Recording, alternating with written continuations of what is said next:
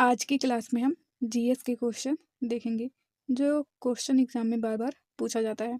तो देखिए यहाँ पर हमारा पहला क्वेश्चन है, भारत का सर्वाधिक महत्वपूर्ण मिट्टी कौन सी है। तो भारत की सर्वाधिक महत्वपूर्ण मिट्टी है जलोढ़ मिट्टी, यानी कि यहाँ पर ऑप्शन नंबर सी जलोढ़ मिट्टी सही हो जाएगा। अब इसके हम कुछ इंपॉर्टेंट पॉइंट्स देख लेते हैं।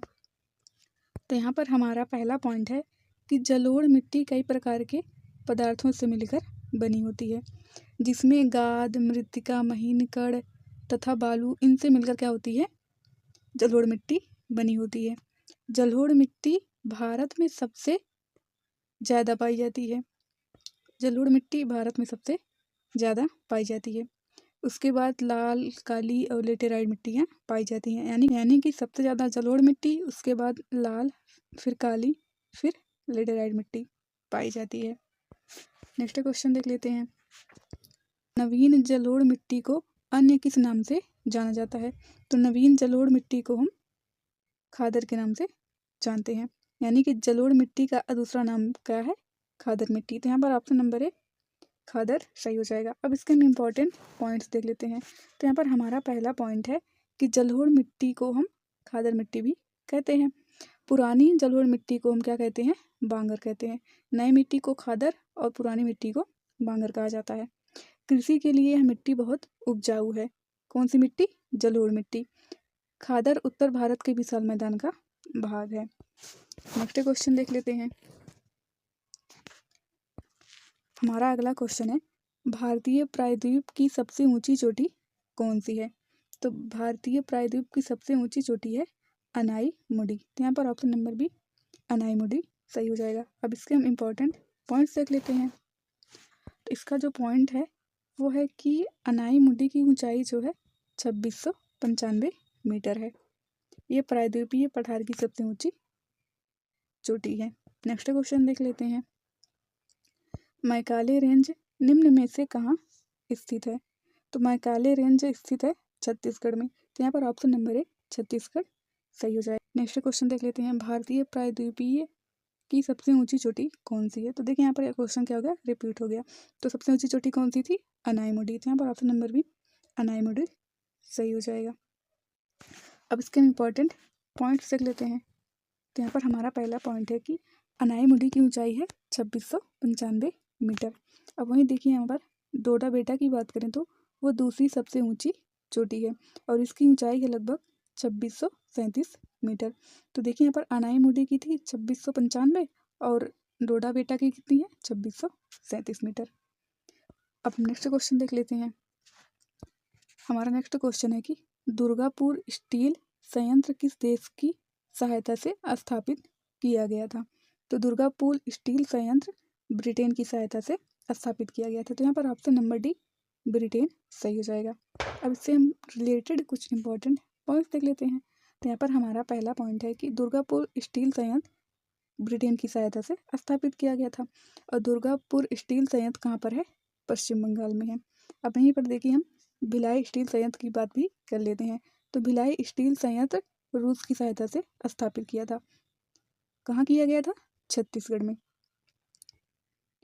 अब देखिए यहाँ पर हम राउरकेला स्टील संयंत्र की भी बात कर लेते हैं। ये जो है जर्मनी की सहायता से स्थापित किया गया था। कहाँ स्थापित किया गया था, उड़ीसा में। तो देखिए यहाँ पर दुर्गापुर पश्चिम बंगाल में, भिलाई छत्तीसगढ़ में और राउरकेला उड़ीसा में। तो ये जो है काफ़ी इम्पोर्टेंट है, तो आप लोग इसको जो है याद कर लीजिएगा। नेक्स्ट क्वेश्चन देख लेते हैं। तो हमारा नेक्स्ट क्वेश्चन है कि योजना आयोग का अंत किस प्रधानमंत्री ने किया है। तो योजना आयोग का अंत नरेंद्र मोदी ने किया था, जो कि हमारे वर्तमान प्रधानमंत्री हैं। यहाँ पर ऑप्शन नंबर है नरेंद्र मोदी सही हो जाएगा। अब इससे रिलेटेड हम इम्पोर्टेंट पॉइंट्स देख लेते हैं। तो यहाँ पर हमारा पहला पॉइंट है कि योजना आयोग का अंत नरेंद्र मोदी ने किया था, जो कि वर्तमान में अभी भी प्रधानमंत्री हैं। अब देखिए इसका गठन जो है पंडित जवाहरलाल नेहरू ने किया था। योजना आयोग का गठन कब किया था, 15 मार्च 1950 को। अंत किसने किया, नरेंद्र मोदी ने, और शुरुआत किसने किया था, पंडित लाल जवाहर नेहरू ने। नेक्स्ट क्वेश्चन देख लेते हैं। हमारा अगला क्वेश्चन है कि प्रकाश की तीव्रता को मापने के लिए किस उपकरण का उपयोग किया जाता है। तो प्रकाश की तीव्रता को मापने के लिए लक्स मीटर का उपयोग किया जाता है। यहाँ पर हमारा option number C lux meter सही हो जाएगा। अब इससे रिलेटेड हम कुछ इंपॉर्टेंट पॉइंट्स देख लेते हैं। तो यहाँ पर हमारा पहला पॉइंट है कि प्रकाश की तीव्रता का मापन लक्स मीटर से किया जाता है। अब देखिए यहाँ पर हम कुछ और कर लेते हैं जिसका मापन हम किससे करते हैं। तो देखिए विद्युत धारा का मापन हम एमीटर में करते हैं, वायु दाब का मापन बैरोमीटर में और आर्द्रता का मापन हाइग्रोमीटर में किया जाता है। वहीं द्रव घनत्व की बात करें तो उसका हो जाएगा हाइड्रोमीटर। तो देखिए इसमें कन्फ्यूजन रहता है, तो आप लोग को कन्फ्यूज नहीं होना है। आप लोगों को बार बार इसको रिपीट कर लेना है जिससे कि आप लोगों की कन्फ्यूजन दूर हो जाए। नेक्स्ट क्वेश्चन देख लेते हैं। क्लास अच्छी लग रही हो तो क्लास को लाइक और चैनल को सब्सक्राइब जरूर कर लेना। तो देखिए हमारा अगला क्वेश्चन है कि पीएच में पी का पूर्ण रूप क्या है। तो पीएच में पी का पूर्ण रूप होता है पोटेंज। तो यहाँ पर ऑप्शन नंबर डी पोटेंज सही हो जाएगा। अब हम कुछ इंपॉर्टेंट पॉइंट्स देख लेते हैं। तो यहाँ पर हमारा पहला पॉइंट है पीएच का फुल फॉर्म यहाँ पर देखिए क्या है। तो यहाँ पर पीएच का फुल फॉर्म हो जाएगा पोटेंज ऑफ हाइड्रोजन। और पीएच स्केल जो है वो किसने बनाया था, सोर्सेन ने दिया था। अब देखिए यहाँ पर हम पीएच स्केल की बात कर लेते हैं। तो पीएच स्केल में जो है 0 से लेकर 14 तक की संख्याएं लिखी रहती हैं, जहाँ पर 0 से 7 तक की संख्याएं क्या होती हैं, अम्लीय होती हैं। अगर इनके बीच में किसी संख्या का पीएच स्केल आया तो वो क्या होंगी, अम्लीय होंगी। अगर 7 से और 14 के बीच में आएगा तो वो क्या होंगी, क्षारीय होंगी। अगर उनका पीएच मान जो है 7 होगा तो वो क्या हो जाएगा, उदासीन हो जाएगा। तो यहाँ पर पीएच का फुल फॉर्म हो जाएगा पोटेंज ऑफ हाइड्रोजन। नेक्स्ट क्वेश्चन देख लेते हैं। फोटोग्राफी में किस अम्ल का उपयोग किया जाता है।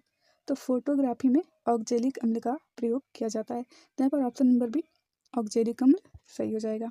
अब इससे रिलेटेड हम कुछ इंपॉर्टेंट पॉइंट्स देख लेते हैं। तो हमारा यहाँ पर पहला पॉइंट है कि ऑक्जेलिक एसिड का यूज जो है फोटोग्राफी में किया जाता है। ऑक्जेलिक अम्ल में जो है, ऑक्जेलिक अम्ल टमाटर पालक में भी पाया जाता है। अब देखिए हम एसिटिक अम्ल की बात करें तो एसिटिक अम्ल सिरके में पाया जाता है। वहीं अगर हम सिट्रिक अम्ल की बात करें तो किस में पाया जाता है, खट्टे फलों में पाया जाता है। नेक्स्ट क्वेश्चन देख लेते हैं। तो हमारा अगला क्वेश्चन है भाषाई आधार पर राज्यों का पुनर्गठन कब किया गया था। तो भाषाई आधार पर राज्यों का पुनर्गठन 1956 में किया गया था। तो यहाँ पर ऑप्शन नंबर ए हमारा सही हो जाएगा। अब इससे रिलेटेड हम कुछ इंपॉर्टेंट पॉइंट्स भी देख लेते हैं। तो देखिए यहाँ पर हमारा पहला पॉइंट है कि भाषाई आधार पर राज्यों का पुनर्गठन 1956 में किया गया था। और भाषाई आधार पर गठित पहला राज्य कौन सा है, आंध्र प्रदेश। कब। नेक्स्ट क्वेश्चन देख लेते हैं। निम्न में से कौन सा अधिकार विदेशी नागरिकों को प्राप्त नहीं है। तो देखिए यहाँ पर अभिव्यक्ति की स्वतंत्रता, ये अधिकार विदेशी नागरिकों को नहीं प्राप्त है। तो यहाँ पर ऑप्शन नंबर बी अभिव्यक्ति की स्वतंत्रता सही हो जाएगा। अब इससे रिलेटेड कुछ इंपॉर्टेंट पॉइंट्स भी देख लेते हैं। तो देखिए यहाँ पर आर्टिकल 19 अभिव्यक्ति की स्वतंत्रता, अभिव्यक्ति की स्वतंत्रता, विदेशी नागरिकों को इसका अधिकार नहीं है। अब देखिए यहाँ पर हम क्या करते हैं, आर्टिकल 19 के जो सब क्लोज है उनकी बातें हम कर लेते हैं। तो देखिए आर्टिकल 19A में कहा गया है कि वाक एवं अभिव्यक्ति की स्वतंत्रता, और 19B में कहा गया है कि शांतिपूर्ण इकट्ठा होकर संगठन करने की स्वतंत्रता, और 19C में कहा गया है कि संघ एवं यूनियन बनाने की स्वतंत्रता है, और 19D में कहा गया है कि किसी भी देश में घूमने की स्वतंत्रता है, और 19E में कहा गया है कि कहीं भी किसी भी स्थान पर निवास करने की स्वतंत्रता है, और 19F में कहा गया है कि कोई भी कहीं भी व्यापार करने की स्वतंत्रता। तो ये सारे जो हैं भारतीय नागरिकों को अधिकार दिया गया है। वहीं अगर हम बात करें विदेशी नागरिकों की, तो विदेशी नागरिकों को अभिव्यक्ति की स्वतंत्रता नहीं है। नेक्स्ट क्वेश्चन देख लेते हैं। तो हमारा अगला क्वेश्चन है निम्न में से कौन सी सदिश राशि है। तो इन चारों में से जो सदिश राशि है वो है विस्थापन। तो यहाँ पर ऑप्शन नंबर सी विस्थापन सही हो जाएगा। अब इससे रिलेटेड हम कुछ इंपॉर्टेंट पॉइंट्स देख लेते हैं। तो यहाँ पर हमारा पहला पॉइंट है विस्थापन एक सदिश राशि है। अगर हम सदिश राशि की बात करें तो देखिए सदिश राशियाँ कौन कौन होती हैं। तो देखिए यहाँ पर वेग, बल, त्वरण, आवेग हैं। अब वहीं पर हम बात कर लेते हैं अदिश राशि की। अदिश राशि यानी कि स्केलर क्वांटिटीज।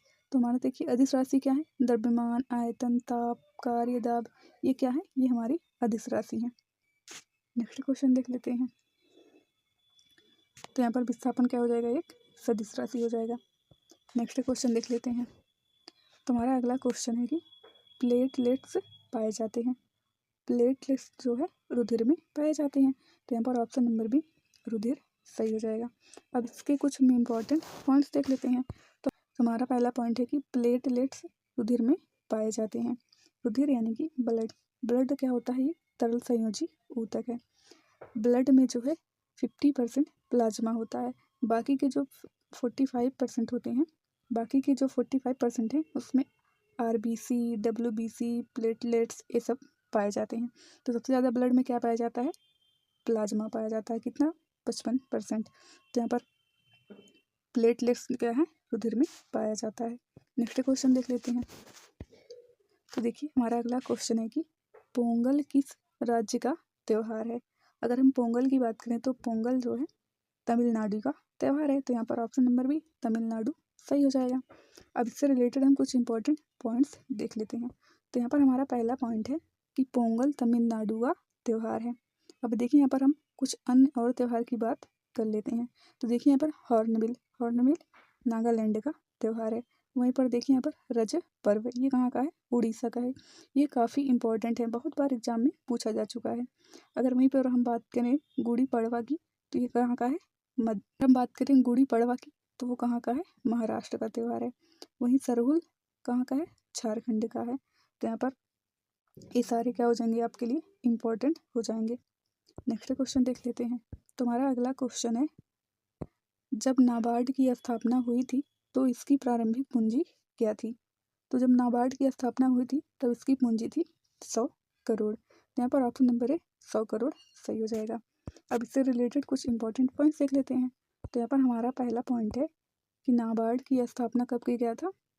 नाबार्ड की स्थापना 12 जुलाई 1982 में किया गया था और नाबार्ड का हेडक्वार्टर कहाँ है, मुंबई में है। ये जो है शिवरामन समिति की सिफारिश पर इसकी स्थापना किया गया था।